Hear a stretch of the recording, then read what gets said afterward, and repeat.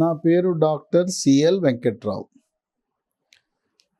గుండు గీయించుకుంటుంటారు, అంటే వెంట్రుకలు మొత్తం తొలగించుకుంటారు. ఇది మనము తిరుపతి లాంటి దేవస్థానంకి వెళ్ళినప్పుడు, పుణ్యక్షేత్రాలకు వెళ్ళినప్పుడు మొక్కుబడి కింద మగవారు, చిన్నపిల్లలు మనము వెంట్రుకలన్నీ కూడా దేవుడికి సమర్పిస్తాం. ఇది ఒక ఆచారం, ఒక భక్తితో కూడుకున్న అంశం. అలాగే ఎప్పుడైనా కుటుంబ సభ్యులు ఎవరైనా మరణించినప్పుడు ఆ సందర్భంగా కూడా తల మీద వెంట్రుకలు తీసేస్తారు పురుషులు.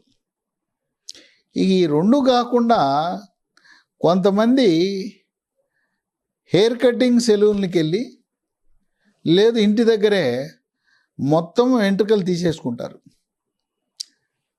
వీళ్ళు తలలో చుండ్రుందని, లేదు వెంట్రుకలు రాలిపోతున్నాయి, కొంతమందికి గుండు గీయించుకుంటే వెంట్రుకలు బాగా వస్తాయనే ఆలోచన ఉంటుంది. మరి గుండు గీయించుకుంటే వెంట్రుకలు రాలటం ఆగుతాయా, గుండు గీయించుకుంటే వెంట్రుకలు ఎక్కువ వస్తాయా అని ఆలోచిస్తే, మనకు తల మీద, చర్మం మీద అక్కడ ఎన్ని వెంట్రుకల కుదుళ్ళు ఉన్నాయో అవి శాశ్వతం. గుండు గీయించుకున్నంత మాత్రాన కొత్తగా కుదుళ్ళు పెరగవు. ఆ కుదుళ్ళు ఎన్ని ఉన్నాయో అన్నీ ఉపయోగపడతాయి. కనుక గుండు గీయించుకోవటం వల్ల వెంట్రుకలు రాలటం ఆగుతాయా, చుండ్రిపోతుందా అనేది వాస్తవం కాదు. అయితే వేసవి కాలంలో గుండు గీయించుకుంటే హాయిగా ఉంటుంది అని గుండు గీయించుకుంటూ ఉంటారు. అసలు వెంట్రుకలు రాలటానికి వివిధ కారణాలు ఉన్నాయి. కాలుష్యం, వాతావరణ కాలుష్యం, బైకులు, కార్లు, పొగ, అలాగే బస్సుల నుంచి పొగ గొట్టం నుంచి విడుదలయ్యే బొగ్గు కణజాలము, కార్బన్ మోనాక్సైడు, సల్ఫర్ డయాక్సైడ్ లాంటి విషవాయువులు, నగరాల్లో, పట్టణాల్లో విడుదలవుతున్న, పరిశ్రమల నుంచి విడుదలవుతున్న వాయు కాలుష్యం, వీటి ప్రభావం వల్ల పౌష్టికాహార లోపం. పౌష్టికాహారంలో విటమిన్ B12 లోపం, విటమిన్ D లోపం, ఇనుము ఐరన్ లోపం, జింకు ధాతువు లోపం, ఇవి పౌష్టికాహార లోపంతో పాటు మాంసకృతుల లోపం ఉన్నప్పుడు కూడా వెంట్రుకలు రాలిపోతాయి. ఎందుచేతంటే మాంసకృతులలో ఉండే ప్రోటీనే వెంట్రుక, అంటే కెరటిన్ అనే పదార్థం. ఈ కెరటిన్ అనే వెంట్రుక ఉత్పత్తి కావాలంటే సమృద్ధిగా మాంసకృతులు తీసుకోవాలి. మాంసకృతులు పప్పుల్లో ఉంటాయి. కందిపప్పు, శనగపప్పు, పెసరపప్పు, పాలు, కోడిగుడ్లు, బ్రాయిలర్ చికెను, మటను, చేపలు, రొయ్యల్లో ఉంటాయి. ఈ మాంసకృతులు తక్కువగా తిని, మాంసకృతులు సరిగా తిన్న వాళ్ళకి వెంట్రుకలు రాలిపోయే గుణం ఉంటుంది. ఇవే కాకుండా థైరాయిడ్ గ్రంథి, మెడ ముందు భాగాన సీతాకోక చిలుక ఆకారం ఉండే థైరాయిడ్ సరిగా పనిచేయకపోయినా వెంట్రుకలు రాలిపోతాయి. వెంట్రుకలు రాలటమే కాకుండా పౌష్టికాహార లోపం వల్ల తెల్లగా అయిపోతాయి, నెరిసిపోతాయి వెంట్రుకలు. కొంతమంది వంశపారంపర్యంగా తండ్రిని బట్టి, తాతను బట్టి, మగపిల్లలకు ముఖ్యంగా తల ముందు భాగాన బట్టతల వస్తుంది. ఇదే కాకుండా మానసిక ఒత్తిడి, కుంగుబాటు, ఆందోళన, టెన్షన్ల వల్ల కూడా వెంట్రుకలు ఊడిపోతాయి. నిద్ర లేకపోయినప్పుడు కూడా వెంట్రుకలు ఊడిపోతాయి. రాత్రి 10 గంటలు పడుకుని ఉదయం 6 గంటల వరకు 8 గంటలు పడుకోవాలి. కొన్ని రకాల మందుల వినియోగం, రకరకాలుగా అనవసరంగా యాంటీబయాటిక్లు వాడటం, ప్రతి చిన్న నొప్పికి కూడా పెయిన్ కిల్లర్ ట్యాబ్లెట్ వాడటం, ఈ మందుల వల్ల కూడా వెంట్రుకలు రాలిపోతాయి. ఇంకా హెల్మెట్ పెట్టుకుంటారు. మరి బైక్ నడిపేటప్పుడు హెల్మెట్ పెట్టేటప్పుడు లోపల జిగురుగా ఉంటుంది, చెమట పడుతుంది. హెల్మెట్ పెట్టుకునే వాళ్ళు కనీసం వారానికి 3-4 సార్లు తలంటుకోవాల్సిన అవసరం ఉంటుంది. ఈ టోపీ పెట్టుకుంటారు. టోపీ తలకి పెట్టుకుని, అంటే వెంట్రుకల మీద టోపీ టైట్గా పెట్టుకుని ఇట్లా పీకితే ఆ టైట్గా ఉన్న టోపీని బయటికి తీసేటప్పుడు టోపీతో పాటు వెంట్రుకలు కూడా రాలిపోతాయి.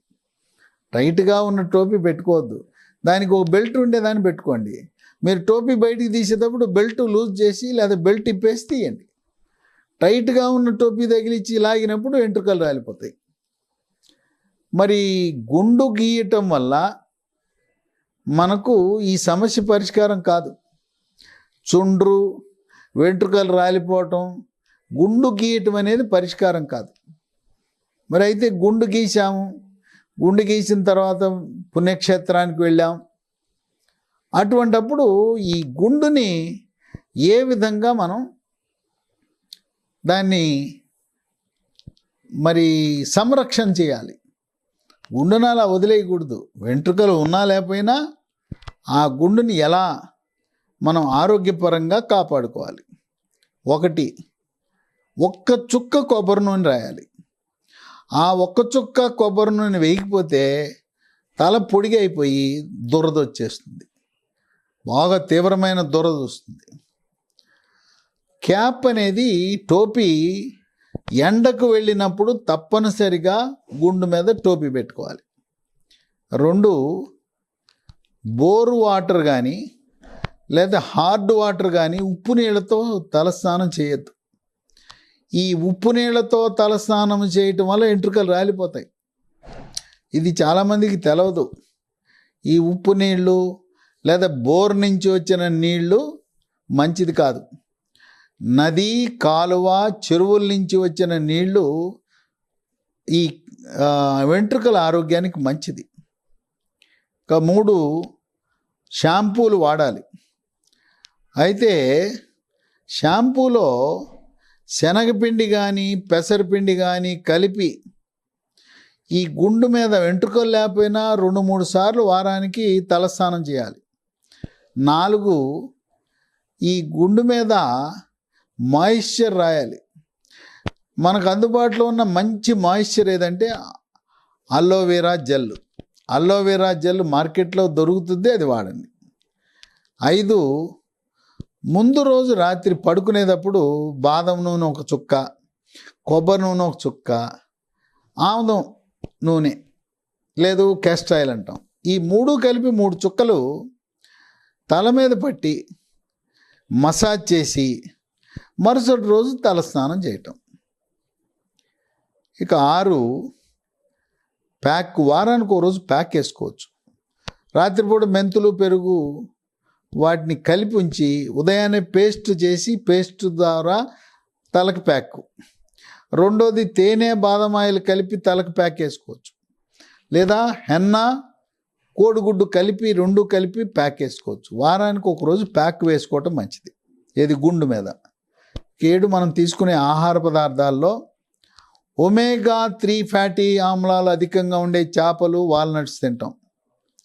మాంసకృతులు అధికంగా ఉండే ఆహారం తీసుకోవటం, ఆకుకూరలు. తర్వాత మానసిక ఒత్తిడికి దూరంగా ఉండటానికి యోగా, ప్రాణాయామము, ధ్యానము, వ్యాయామం చేయటం. రాత్రిపూట తప్పకుండా 8 గంటలు నిద్రపోవాలి. 10ంటికి పడుకుని 6 వరకు నిద్రపోవాలి.